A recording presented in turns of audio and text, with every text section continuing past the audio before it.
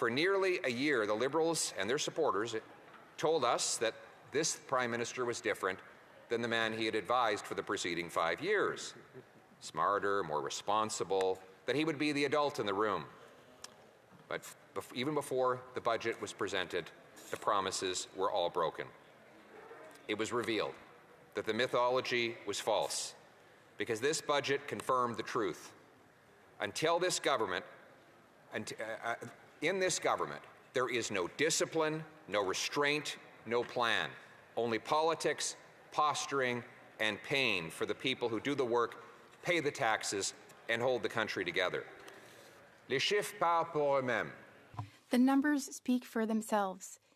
The Prime Minister is going to add another $80 billion of debt to our national debt. That's double the debt that Justin Trudeau left behind him.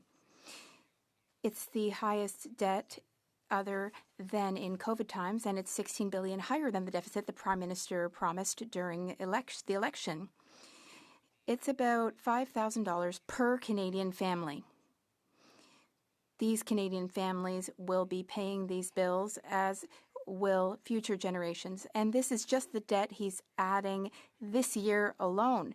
Because, Madam Speaker, this budget will add $312 billion of debt over 5 years.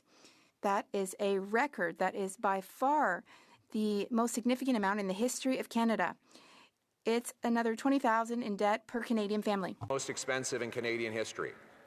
With a $78.3 billion deficit, his is twice the size that Trudeau left behind, $16 billion bigger than he promised, the biggest by far outside of the COVID period.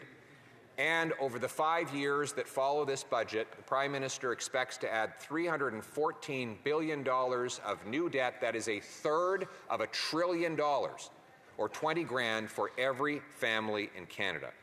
Think about that.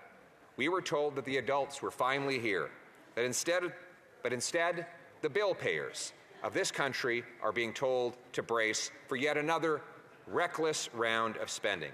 $10 million of new debt added every single hour. Every hour, Canadians trim groceries, delay children, move in with their parents, take on second jobs, while the government indebts them $10 million an hour. Not for homes, not for prosperity, not for any benefit of the people, but for the survival of the government itself.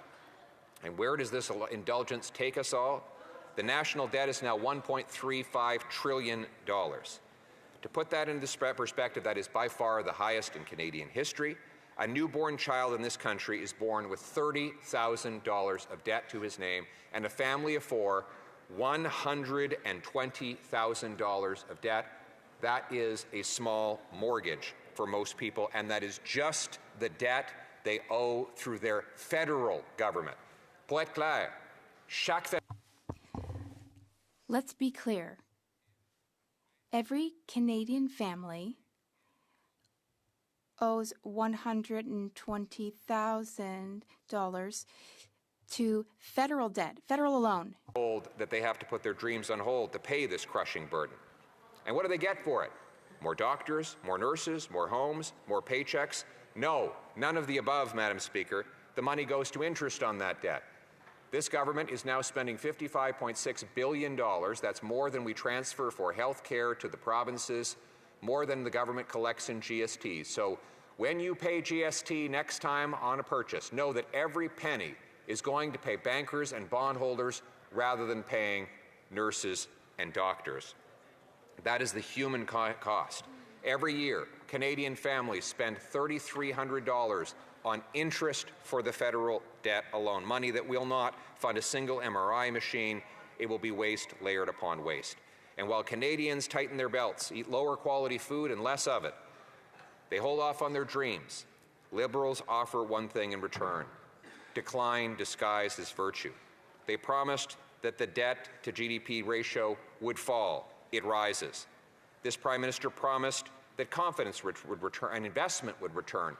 But then on his own budget graph shows that investment is actually collapsing in real time. Every single quarter that he has been in office in this calendar year, we'll have seen a serious decline in investment.